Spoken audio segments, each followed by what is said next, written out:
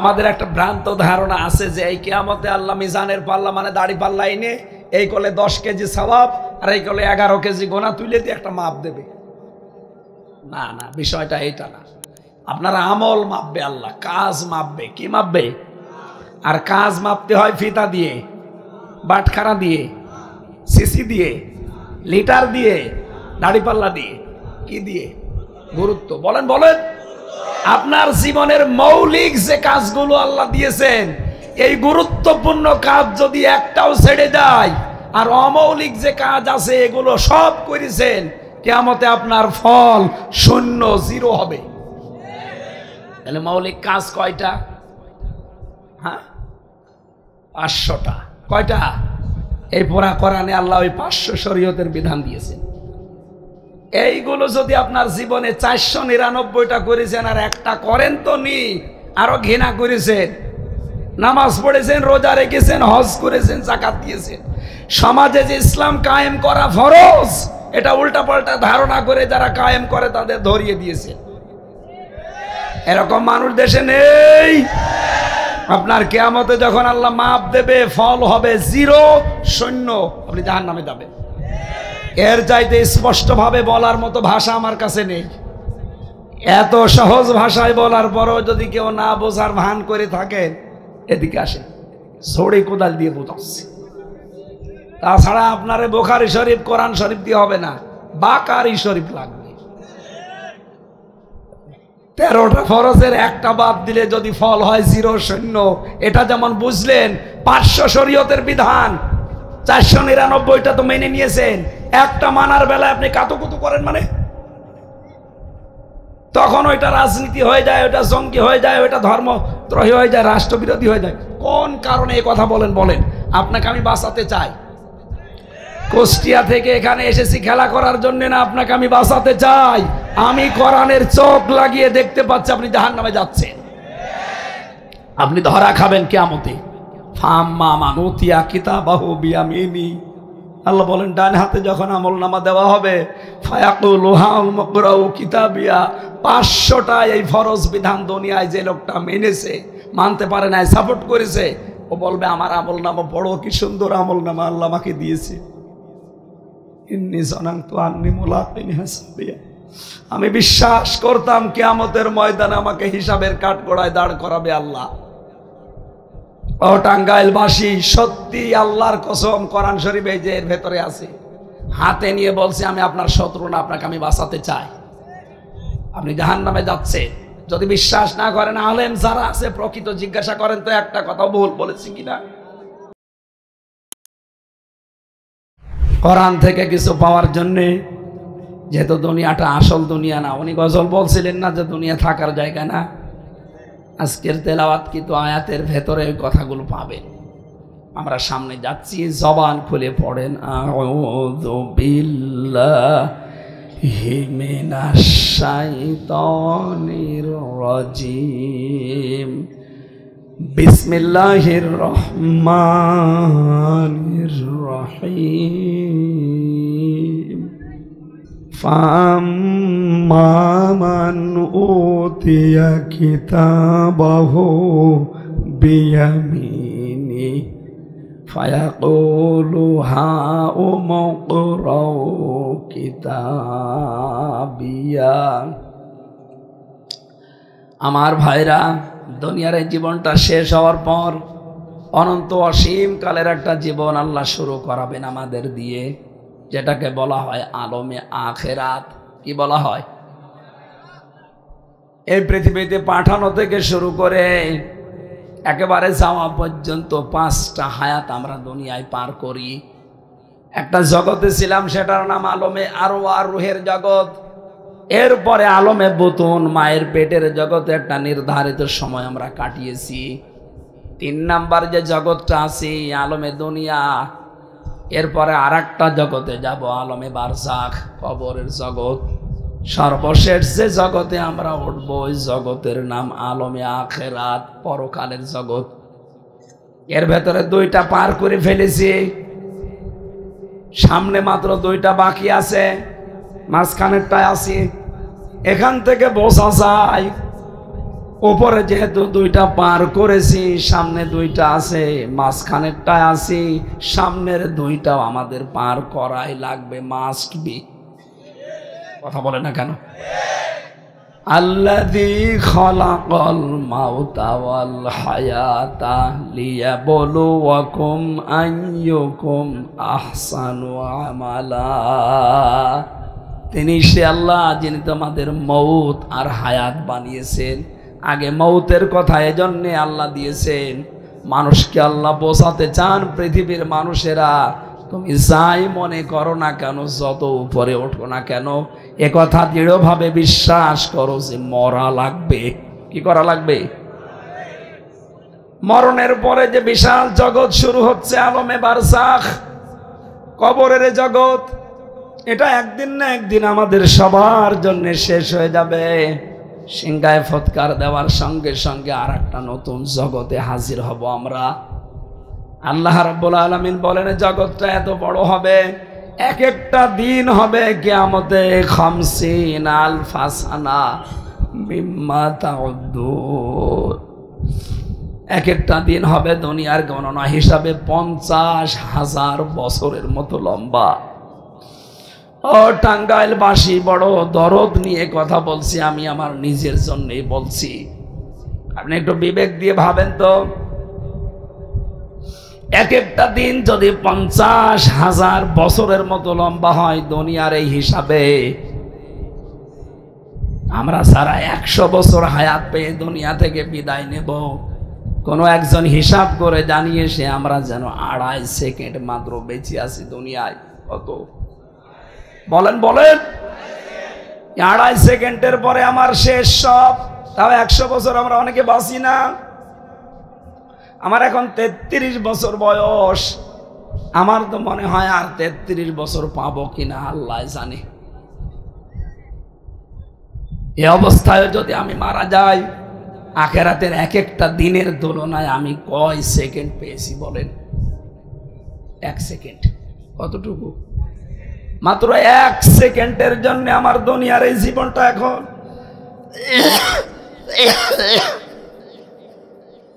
নবীজি জানিয়েছেন কিয়ামতের ওই কঠিন ময়দানে মানুষ যখন হাজির হবে, একটা একটা করে বিচার ব্যবস্থা আল্লাহ সাজাবেন 3টা পর্যায়ে। বাংলাদেশে রায় হয় 4 প্রকার। কয় প্রকার? এই টাঙ্গাইলের ম্যাজিস্ট্রেট কোর্ট থেকে আপনার বিরুদ্ধে যদি রায় আসে, আপনি বলতে পারবেন না বিচার আমি মানি না।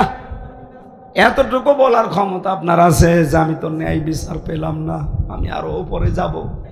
যান, কোথায় যাবেন আপনি? তাহলে জজ কোর্টে যান, টাঙ্গাইল জজ কোর্ট। ওখান থেকে আপনার বিরুদ্ধে রায় আসলে আপনি বলতে পারবেন না মানি না। এতটুকু বলার ক্ষমতা আপনার আছে যে আমি ন্যায় বিচার পাইনি, আমি আরো উপরে যাব। যান, আপনি কোথায় যাবেন? হাইকোর্টে যান। ঢাকাতে যান এবার হাইকোর্ট, ওখানে 54-56টার উপরে এখন বেঞ্চ আছে, যে কোনো বেঞ্চে আপনার কেসটা জমা দেন। ওখান থেকেও যদি রায় আসে আপনার বিরুদ্ধে, আপনি বলতে পারবেন না আমি মানি না, তাহলে আবার রাষ্ট্রদ্রোহী মামলা হবে। কথা বলেন না কেন? সর্বশেষ এতটুকু আপনি বলতে পারেন যে আমি ন্যায় বিচার পেলাম না, আমি আরো উপরে যাব। কোথায় যাবেন? সুপ্রিম কোর্টে 2টা ভাগ আছে, ওখানে আপনি আপিল করেন। ওখান থেকে যদি বাংলার প্রধান বিচারপতি এখন যিনি আছেন, এই নেত্রকোনায় বাড়ি, ভদ্রলোকের নাম কি জানো? না না, ফয়েজ হাসান সিদ্দিকী তো কুষ্টিয়ার, এরপরে আর একটা এসেছে ওবায়দুল হাসান, প্রধান বিচারপতি কে? আপনারা তো দেশ সম্পর্কে কোনো খবর নেই, আপনারা খালি নদী নিয়ে আসেন, কখন ডুবিয়ে যাবেন এই ধান্দায় আছে।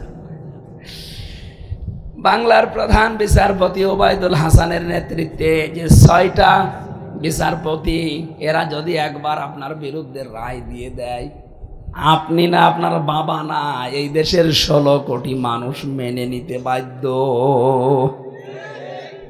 সিস্টেম কয়টা পেলাম বলেন না কেন? আল্লাহ পাক বলেন কিয়ামতে আমার বিচার হবে 3 প্রকার। প্রথমেই মানুষকে আমি আমার আদালতে ডাক দেব, স্রেফ একা একা, কয়জন করি? প্রিন্সিপাল সহ আমি সহ প্রত্যেকে আল্লাহর দরবারে একা একা উঠবেন, কেউ থাকবেন আপনার সাথে। বাংলাদেশ, ভারত আর পাকিস্তানে একটা কথা কারা যেন ছড়িয়েছে, কিয়ামতে এক একজন পীর সাহেব নাকি লক্ষ লক্ষ মুরিদ নিয়ে জিন্দাবাদ দিয়ে উঠবে। এটা মিথ্যা কথা, এটা কোরআনের সাথে সাংঘর্ষিক। অকুল্লুহুম আতিহি ইয়াউমাল কিয়ামাতি ফারদা, সূরা মারিয়াম 16 নম্বর পারা 10 নম্বর পৃষ্ঠা 15 নম্বর লাইনের শেষ নাম্বার রুকুর 95 নম্বর আয়াত। যতগুলো তাফসির আছে বাংলাদেশে সব মুফাসসির এই আয়াতের ব্যাপারে একমত। কিয়ামতে প্রতিটি মানুষ আল্লাহর দরবারে উঠবে। কয়জন করি? আপনি যদি বলেন যে আমি মিছিল সহকারে আমার বাবা উঠবে, তাহলে এই আয়াত কোথায় গেল? এটা ধোঁকা দিয়ে বোকা বানিয়ে দরবার চালানোর একটা পন্থা। কারো উপরে ভরসা করে লাভ নেই। আমার সুন্দর টুপি, ওনার সুন্দর টুপি, তাই কি হয়েছে? কিয়ামতের ময়দানে আপনার ভাই, আপনার মা, আপনার বাবা, আপনার স্ত্রী, আপনার সন্তান, আপনার নেতা, আপনার নেত্রী, আপনার দলের লোক, গোষ্ঠীর লোক, 7 প্রকার মানুষের নাম আছে আয়াতে সূরা আবাসার ভেতরে। এরা পালাবে। এরা কি করবে বলেন? তাও পালাবে আস্তে করে না। ইয়াউমা ইয়াফিরুল মারউ মিন আখি। ইয়াফিরু মানে কি? ঝেড়ে দৌড় দেওয়া, খেচ্ছে দৌড় মারা।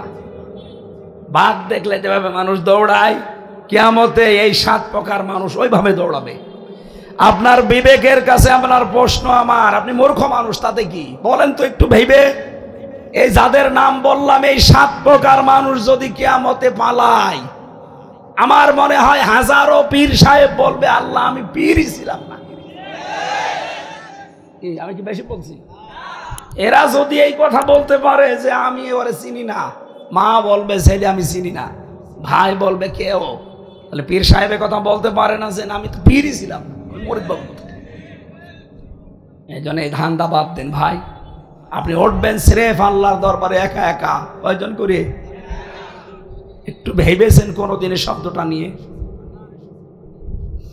আমি মাঝে মাঝে একা থাকলে জেলখানায় যেত, এক ঘরের ভেতরে 3 বছর একাই ছিলাম। মাঝে মাঝে এই চিন্তাটা আসতো, কত মানুষ আমার সামনে দিয়ে জেলে মরে বের হয়ে চলে যাচ্ছে। জেলখানার নিয়ম হচ্ছে জেলে নাকি আজরাইল ঢোকে না। ওখান থেকে অসুস্থ হয়ে মরে গেলেও বের করে বলে যে বাইরে চিকিৎসাধীন অবস্থায় মরে গেছে, অথচ মরেছে 10 ঘন্টা আগে। ওদের ওই কথা ছড়ানো আছে, কারণ ওখানে মরে গেলে জেলার সুপার সহ যারা দায়িত্ব আছে ওরা আবার ফেঁসে যেতে পারে। এই জন্য যদি একটু ঘাপুস ঘুপুস করে তাড়াতাড়ি করে বেঁধে পাঠিয়ে দেয়, যা বাইরে যে মর, আর বলবো চিকিৎসাধীন অবস্থায় মরে গেছে। জেলখানা এই জন্য আজরাইল, অথচ আমার সামনে মরিয়ে শেষ। তারেও ওই বেড়ি মেড়ি পরিয়ে নিয়ে চলে যাচ্ছে। 1-1.5 ঘন্টা পরে শুনলাম যে কারারক্ষী এসে বলছে অমুক লোক মরে গেছে। ও মরিয়েছে আমার সামনে। কত মানুষ ওই সময় বের হয়ে চলে গেল আমার সামনে দিয়ে, কত লাশছে 3 বছরে বেরিয়েছে। আমার ভাইরা, মাঝে মাঝে একা একা আনমনা হয়ে চিন্তা আসতো, আল্লাহ আমি যদি এখনই মারা যাই, তুমি যদি বলো হামসা তোরে আমি একা সামনে নিয়েছি। 2024 সালের এপ্রিল মাসের 30 তারিখ পর্যন্ত তোরে মাফ করে দিলাম, যা। শুধু মে মাসের 1 থেকে 10, এই 10 দিনের হিসাব দিয়ে তুই জান্নাতে চলে যা। আমি জেলখানায় তো গোনা মুক্ত হয়েছিলাম, কারণ গোনা করার কোনো পরিবেশ ওখানে নেই। 24 ঘন্টা আপনি তালা মারা এক ঘরে, এদিকে 2.5 হাত, এদিকে 3.5 হাত, কোনো জায়গায় যেতে পারবেন না, কারণ ফাঁসির কন্ডেম সেলের ভেতরে ছিলাম। কোনো গোনা তো করার কোনো মানে সমস্যাই নেই। আর করবেন কি করে? মোবাইল নেই, মেয়ে লোক নেই, কি দিয়ে গুনাহ করবো? আল্লাহ আল্লাহ করা ছাড়া কোনো উপায় নেই। যে কান্নাকাটি করেন আল্লাহ আল্লাহ করেন।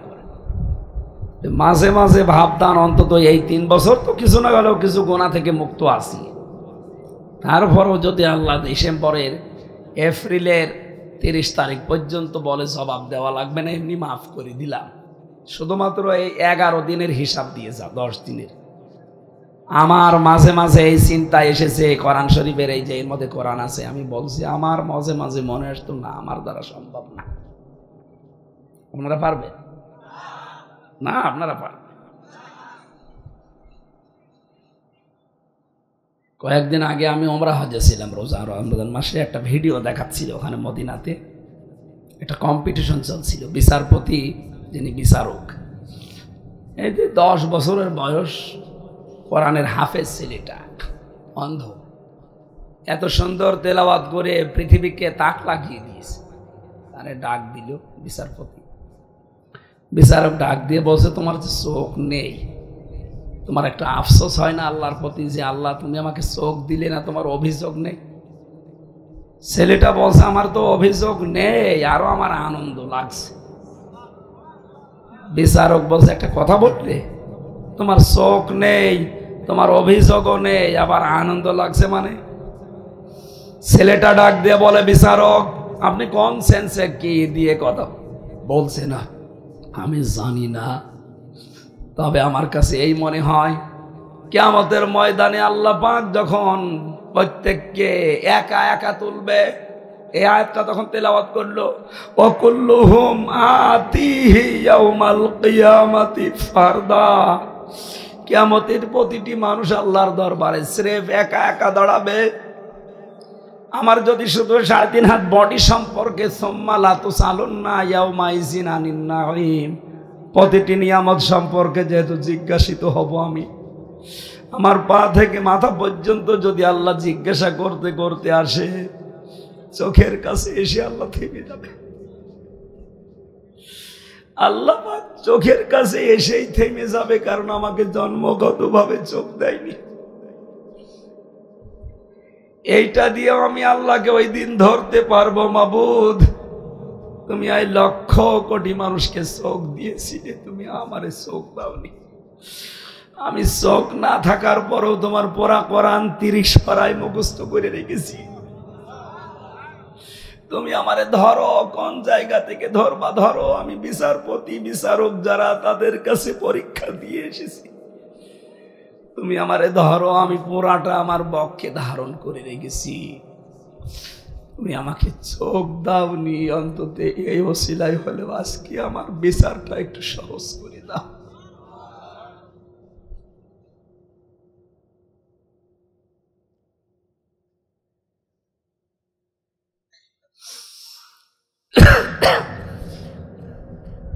ফাইনা তাযহাবুন, কোথায় হারিয়ে যাচ্ছেন, কোথায় চলে যাচ্ছেন? ইন হুয়া ইল্লা যিকরুল লিল আলামিন, এই কোরআন বিশ্ববাসীর জন্য উপদেশ আছেন, এই দিকে ফিরে আসেন। এই কঠিন বিচারের মুহূর্তে মহান আল্লাহ বিচার ব্যবস্থায় কোনো দুর্নীতি, অবিচার, স্বজনপ্রীতি এগুলো আল্লাহর বিচারে আসতে বলেন। আল্লাহর বিচারে কোনো অবিচার, ন্যায় বিচার না। না এ কথা বললেন কি করে? না না, কথা বোঝার চেষ্টা করেন ভাই। আল্লাহর বিচারে কোনো অবিচার নেই, এটা পাগলও বিশ্বাস করে যে আল্লাহ অবিচার করতে। ন্যায় বিচার করলে আপনি বাঁচবেন না। ন্যায় বিচার যদি আল্লাহ করে, পৃথিবীতে কেউ জান্নাতে যেতে পারবে না। হ্যাঁ, জান্নাতে যাওয়ার একটা মাত্র মাধ্যম আছে, আল্লাহ যদি দয়া করে মাফ করে দেয়, তাছাড়া কোনো বিচার নেই। কিয়ামতে আপনি স্রেফ মনে করেন এখনই ময়দানে মাহশার কায়েম হয়ে গেছে। আমি তো বাস্তব কথা বলছি। আপনি দাঁড়িয়ে আছেন সামনে, আপনার আমার এই 33 বছরের জীবনটায় আমি যদি এখন মিলাই, আমি তো বললাম না 10 দিনের হিসাবও সম্ভব না, 1 দিনেরটা সম্ভব।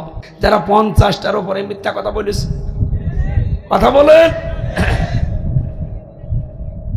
এই জন্য আমরা পারবো না ভাই।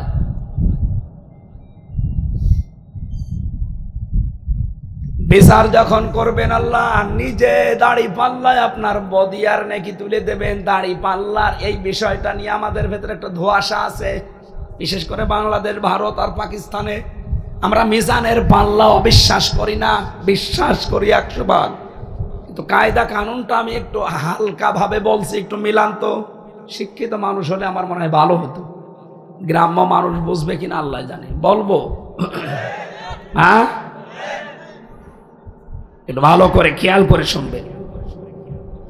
পৃথিবীর প্রত্যেকটি জিনিস পরিমাপ করার জন্য কিছু মৌলিক জিনিস আছে, কিছু অমৌলিক জিনিস আছে। এই প্যান্ডেলটা, এটা মাপ দেওয়ার জন্য একটা যন্ত্র পাওয়া যায় না? এক কথা বলছে না কেন? এটাকে মাপ দেবে কেউ দাড়ি পাল্লায় তুলে দিয়ে? এটা মাপ দেওয়ার জন্য কি লাগে? ফিতা লাগে। বলেন বলেন। এই জমিটা মাপ দেওয়ার জন্য গজ লাগে। কি লাগে? চেন গজ যায় বলেন। ধান মাপার জন্য কি গজ দিয়ে মাপলে হবে? কি দিয়ে? বাটখারা। কি দিয়ে? কেজি বাটখারা যায় বলেন। এখন যদি আপনি পানি মাপতে যান, পানি মাপতে গিয়ে কি এই ফিতা দিয়ে বাটখারা দিয়ে আর যাই বলেন হবে না। ওটা মাপার জন্য আলাদা লিটার আছে, সিসি আছে, স্ক্যান আছে। এই কথা বলছে না কেন? পৃথিবীর প্রতিটি জিনিস মাপ দেওয়ার জন্য আলাদা আলাদা যন্ত্র আছে না নেই? আমরা যেটা কিয়ামতে আল্লাহ মাপবেন বললেন তার নাম কি? আমল। কি মাপবেন? আমল মানে কাজ। আমল মানে কথা বলা লাগবে। আমল মানে কাজ। মাপতে হলে একটা যন্ত্র আছে না? কি? ফিতা, দাড়ি পাল্লা? কি? না না, কাজ মাপতে হলে লাগে গুরুত্ব। কি লাগে? গুরুত্বের ভিত্তিতে কাজ মাপা হয়। আমি যদি এই ভাইকে বলি যে আপনি কুষ্টিয়ায় যে 10,000 টাকা আমার বাবাকে দিয়ে আসেন, বিকালবেলা এসে দেখছেন ওখানে দাঁড়িয়ে খেলা খেলতেছে, উনি আমার কথার গুরুত্ব, কাজের গুরুত্ব দিয়েছে? বলেন। এই পৃথিবীর ময়দানে প্রতিটি কাজের কিছু মৌলিক আর অমৌলিক গুরুত্বপূর্ণ জিনিস আছে। নামাজের উদাহরণ আল্লাহ মাঝে মাঝে দিয়েছেন যে নামাজের ভেতরে বাইরে ফরজ কয়টা? 13টা। বলে একটা ফরজ যদি আপনি বাদ দিয়ে দেন, 12টা আদায় করেছেন, সওয়াব হবে কয়টা? 0, শূন্য, কিচ্ছু হবে না। এটা বোঝেন তো? এখন যদি বলেন না আমি 12টা মানলাম, অন্তত 5টা সওয়াব তো দেবেন? দেবে, কারণ আপনি মৌলিক জিনিস শেষ করে ফেলেছেন।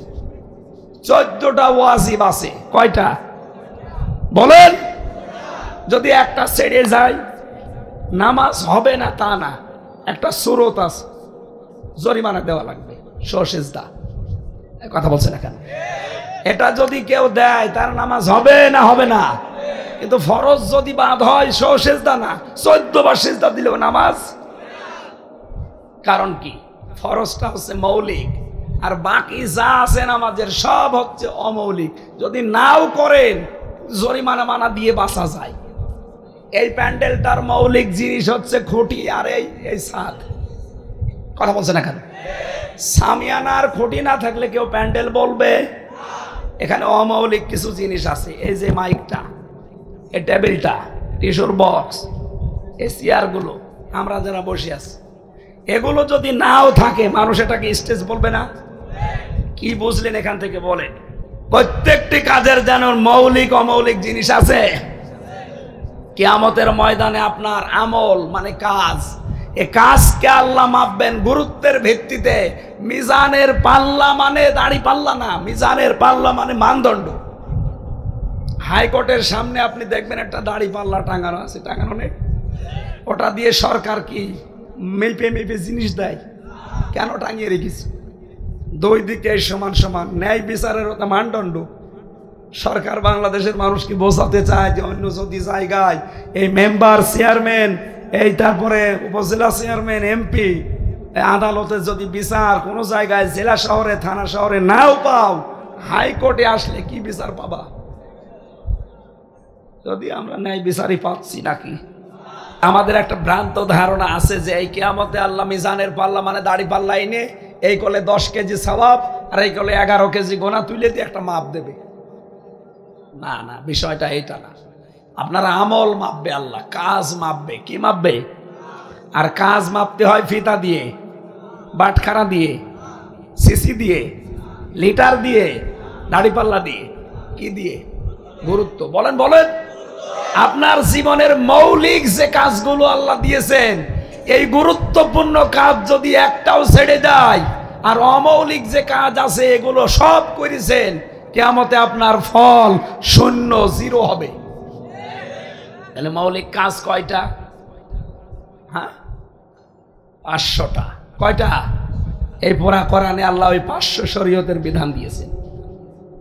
এইগুলো যদি আপনার জীবনে 499টা করেছেন আর একটা করেন তো নি, আরো ঘৃণা করেছেন, নামাজ পড়েছেন, রোজা রেখেছেন, হজ করেছেন, যাকাত দিয়েছেন, সমাজে যে ইসলাম কায়েম করা ফরজ এটা উল্টাপাল্টা ধারণা করে যারা কায়েম করে তাদের ধরিয়ে দিয়েছে। এরকম মানুষ দেশে নেই। আপনার কিয়ামতে যখন আল্লাহ মাপ দেবে, ফল হবে 0, শূন্য, আপনি জাহান্নামে যাবেন। এর চাইতে স্পষ্ট ভাবে বলার মতো ভাষা আমার কাছে নেই। এত সহজ ভাষায় বলার পরও যদি কেউ না বোঝার ভান করে থাকেন, এদিকে আসেন, ছড়ি কোদাল দিয়ে বোঝাচ্ছি। তাছাড়া আপনারে বুখারী শরীফ, কোরআন শরীফ দিয়ে হবে না, বাকারি শরীফ লাগবে।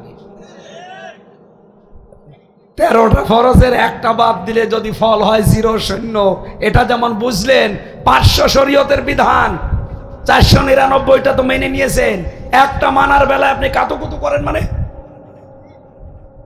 তখন ওইটা রাজনীতি হয়ে যায়, ওইটা জঙ্গি হয়ে যায়, ওইটা ধর্মদ্রোহী হয়ে যায়, রাষ্ট্রবিরোধী হয়ে যায়। কোন কারণে এই কথা বলেন? বলেন। আপনাকে আমি বাঁচাতে চাই। কুষ্টিয়া থেকে এখানে এসেছি খেলা করার জন্য না, আপনাকে আমি বাঁচাতে চাই। আমি কোরআনের চোখ লাগিয়ে দেখতে পাচ্ছি আপনি জাহান্নামে যাচ্ছেন, আপনি ধরা খাবেন কিয়ামতে। ফাম্মা মান উতিয়া কিতাবাহু বিয়ামিনি, আল্লাহ বলেন ডান হাতে যখন আমলনামা দেওয়া হবে, ফায়াকুলু হাউ মাকরাউ কিতাবিয়া, 500টা এই ফরজ বিধান দুনিয়ায় যে লোকটা মেনেছে, মানতে পারে না, সাপোর্ট করেছে, ও বলবে আমার আমলনামা বড়, কি সুন্দর আমলনামা আল্লাহ আমাকে দিয়েছে। ইন্নী জানানতু আন্নী মুলাকিন হিসাবিয়া, আমি বিশ্বাস করতাম কিয়ামতের ময়দানে আমাকে হিসাবের কাঠগড়ায় দাঁড় করাবে আল্লাহ। ও টাঙ্গাইলবাসী, সত্যি আল্লাহর কসম, কোরআন শরীফ এই যে এর ভেতরে আছে, হাতে নিয়ে বলছি আমি আপনার শত্রু না, আপনাকে আমি বাঁচাতে চাই। আপনি জাহান্নামে যাচ্ছেন। যদি বিশ্বাস না করেন, আলেম যারা আছে প্রকৃত জিজ্ঞাসা করেন তো একটা কথা ভুল বলেছি কিনা। আপনি তো ধরা খাচ্ছেন। আল্লাহ রাব্বুল আলামিন বলেন ফাহুয়া ফি ঈশাতির রাদিয়া, তাকে সন্তোষজনক জীবন আমি দিয়ে দেব। কুতুফি জান্নাতিন আলিয়া, সমহান জান্নাত তার জন্য নির্ধারিত হয়ে যাবে। কুতুফুহা দানিয়া, ফলগুলো তার নাগালের ভেতরে আসবে। কুলু ওয়াশরাবু হানিয়াম বিমা আসলাফতুম ফিল আইয়ামিল খালিয়া, আল্লাহ পাক বলবেন ফেরেশতারা এদেরকে ঘোষণা দাও, দুনিয়ায় আমার ইসলাম মানতে গিয়ে মন মতো চলতে পারোনি, হারাম ইনকাম করে, অবৈধ ইনকাম করে ভালো ভালো খাবার কিনে খেতে পারোনি। আজকে তোমাদের ওই ভালো কাজের জন্য আমি আল্লাহ খুশি হয়ে খাবারগুলো উপহার দিলাম। নুজুলাম মিন গফুরির রহিম, এগুলো আল্লাহর পক্ষ থেকে মেহমানদারি। বলেন সুবহানাল্লাহ। এরপরে আল্লাহ বলেন আম্মা মান উতিয়া কিতাবাহু বিশিমালি, সিস্টেম অপর পৃষ্ঠায় দেখো, যাকে বাম হাতে আমলনামা দেওয়া হবে, ফায়াকুলু ইয়া লাইতানি লাম উতা কিতাবিয়া, লোকটা বলবে রব্বুল আলামিন আমাকে যদি আজকে আমলনামা না দেওয়া হতো তাহলে ভালো হতো। আয়াতের তাফসিরে মুফাসসির লিখেছেন এই বুকটা ফেরেশতারা ছিঁড়ে ফেলবে, বাম হাতটা এর ভেতরে ঢুকিয়ে পেছন দিয়ে বের করে তারপরে আমলনামা দেবে। বলবে পড়, লোকটা তো পেছনে চোখ নেই, পড়তে পারবে না, সামনে টান দেবে, আমলনামা সহজ ছিঁড়িয়ে বের হবে। এটা বলতে শত সহজ মনে হচ্ছে, বাস্তবতা অত সহজ।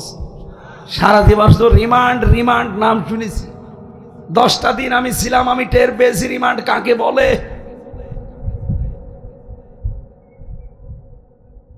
ওখানে যে সমস্ত মানুষগুলো রিমান্ডে জিজ্ঞাসাবাদ করে, তাদের হাতে যে সমস্ত অস্ত্র শস্ত্রগুলো আছে, যারা অস্ত্র মামলায় ধরা পড়ে মার্ডার কেসের, এদেরকে রিমান্ডে নেওয়ার পরে শুনে যে এটা তুলে ফেলে, চোখ দিয়ে প্লাস দিয়ে তুলে ফেলে। একটা জীবিত মানুষের এটা প্লাস দিয়ে তুলে ফেলা জীবন তো অত সহজ বলেন তো?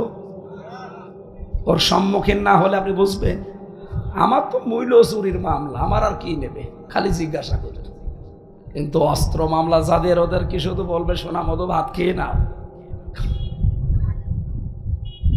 আল্লাহ রাব্বুল আলামিন বলেন এই হাতটা যখন ফেরেশতারা ধরে টান দেবে, পেছনে যেহেতু আমলনামা দেওয়া ছিল, বুকের চামড়া, পিঠের চামড়া আর ভেতরে যেগুলো ছিল সব ছিদ্র হয়ে টান দিয়ে মানুষকে আল্লাহ বের করবে। ইয়াল ওলাম আদরিমা হিসাবিয়া, ও বলবে আল্লাহ যদি আমি জানতাম যে আমার হিসাব নেওয়াই হবে না, এটা যদি আমি জানতাম আজকে যে আমার হিসাব হবে না, তাহলে আমার আজকে ভালো হতো। ইয়া লাইতাহা কানাতিল কাদিয়া, অথবা মরণ যেদিন হয়েছে ওই দিনই যদি সব কারবার শেষ হয়ে যেত, আমার আর কিছু করার ছিল না। রব্বুল আলামিন বলেন মা আগনা আন্নি মালিয়া, ও দুনিয়াদারেরা তোমাদের ধন সম্পদ কোনো কাজে আসবে না। হালাকা আন্নি সুলতানিয়া, তোমাদের রাজত্ব রাজনীতি এ বিশাল প্রভাব প্রতিপত্তি সব মাঠে মারা যাবে, কিচ্ছু কাজে আসবে না। আমি জানি এই আওয়াজ ওদের কানে গেলেও অন্তরে প্রবেশ করবে না, কারণ ওদের অন্তর মরে গেছে। আমি তো দেখেছি বাস্তবতায় 10 দিন রিমান্ডে বহু ওয়াজ করেছি ওদের সামনে। এমন এমন মানুষ আমার দায়িত্বে ছিল, ও আল্লাহ বিশ্বাস করে না, ওয়াজ তো দূরের কথা। ওই জন্য আল্লাহ হালাকান নিসলতানিয়া, তার এই ক্ষমতার চেয়ার ধ্বংস হয়ে যাবে একদিন। এটা ওরা বিশ্বাস যদি নাও করে, আমরা বিশ্বাস করি না। আল্লাহ রাব্বুল আলামিন এবার কঠিন কথা জানিয়েছেন, খুযুহু ফাগুল্লুহু সুম্মাল জাহিমা সাল্লু। আল্লাহ বলবেন ধর এদেরকে, এদেরকে ধর আর গলার ভেতরে বেড়ি লাগা, জাহান্নামে নিক্ষেপ কর এদেরকে। সুম্মা ফি সিলসিলাতিন দারউহা ৭০ যিরাআন ফাসলুকু, ৭০ গজ বিশাল শেকল দিয়ে বাঁধ। অপমান করার জন্য আল্লাহ এই দৃশ্যগুলো তৈরি করবেন, টেনে হিঁচড়ে এবার বলবে জানিয়ে যা জাহান্নামের দিকে। এই যে এত অপমান, এত অপদস্থ, কয়টা কারণে হবে বলেন তো? 2টা। বলেন বলেন। ইন্নাহু কানা লা ইউমিনু বিল্লাহিল আযীম, যারা আল্লাহ আছে এটা বিশ্বাস করতো না। আমি আয়াতটা পড়তাম না, 3টা বছর আমি বদ্ধ জীবনে থেকে আরে বাংলাদেশ সহ বিশ্বের বহু দেশে ঘোরাফেরা করে যেটা দেখলাম, বাংলাদেশ সহ বিশ্বের বহু মুসলমান আল্লাহ একজন আছে এইটাও বিশ্বাস করে না। না করে না, না করে না মানে আল্লাহ একজন আছে, আরে বিশ্বাস তো আবু জাহেলও করতো। ওয়ালা ইন সালতাহুম মান খালাকাস সামাওয়াতি ওয়াল আরদা লা ইয়াকুলুন্না আল্লাহ। হে নবী, আপনি যদি আবু জাহেলকে জিজ্ঞাসা করেন আসমান আর জমিন কে বানিয়েছে, ও গ্যারান্টি দিয়ে বলবে আল্লাহ বানিয়েছে। তাই বলে ও মুসলমান? বলেন। ওর মতো ঈমান তো আমাদেরও মনে হচ্ছে। আল্লাহ একজন আছে, তার মানে এ কথা বিশ্বাস করার পরে এই ছেলেটা কবুল বলার পরে সঙ্গে সঙ্গে তার বোর যত দায়িত্ব যেমন তার কাঁধের উপরে, আল্লাহ একজন আছে এ কথা বলার পরে ওনার যত হুকুম আর আহকাম আপনার জীবনের উপরে সব অবধারিত। 2 নম্বরে ওয়ালা ইয়াহুদ্দু আলা তাআমিল মিসকিন, যারা এতিম মিসকিনদের খাবার দেয় না, দারিদ্র মুক্ত সমাজের জন্য যাদের কোনো ভূমিকা নেই, কাজ নেই, শুধু নিজে খেয়ে পরে বাঁচবেন, মানুষের খবর রাখবেন না। আমি আসার সময় গাড়িতে শুনছিলাম মাগরিবের পরে কে যেন আলোচনা করছিল এখানে এসার পরে, যেন যে শুধু নিজে খেয়ে পরে বাঁচবেন, মানুষের খবর রাখবেন না। না, এই কাজ করার জন্য আল্লাহ আপনাকে পাঠায়নি। আপনি জাহান্নামে যাবেন, জাহান্নামে জাহিমে যাবেন। জাহান্নাম কয়টা বলেন তো? একটা। জাহান্নামের দরজা 7টা, লাহা সাবাতু আবওয়াব। জাহান্নামের দরজা কয়টা? তার ভেতরে এই জাহিম একটা দরজা। এই দরজা দিয়ে আল্লাহ যাদেরকে প্রবেশ করাবে 2টা গুণ তাদের। 1 নম্বরে আল্লাহ একজন আছে এটা বিশ্বাস করতো না, এতিম মিসকিনদেরকে তার মানে দারিদ্র মুক্ত সমাজের জন্য কোনো কাজ করতো না। আল্লাহ আমাদেরকে এই 2টা গুণ থেকে হেফাজত করুন। শরীর আর কণ্ঠের দিকে তাকিয়ে মাপ চেয়ে আজকের মতো বিদায় নিচ্ছি। আগামী থেকে রোজার মাস কি বলে শীতকালে দেবেন, গরমকালে হয় না মাহফিল। শীতকালে মাহফিলগুলো যদি চেষ্টা করেন ওই সময় ডেট পাওয়া গেলে দিয়ে। আমি আজকের মতো বিদায় নিচ্ছি। বইটা গাড়িতে আছে, মেয়েকে, বউকে, বোনকে, ফুফুকে নিয়ে দেবেন।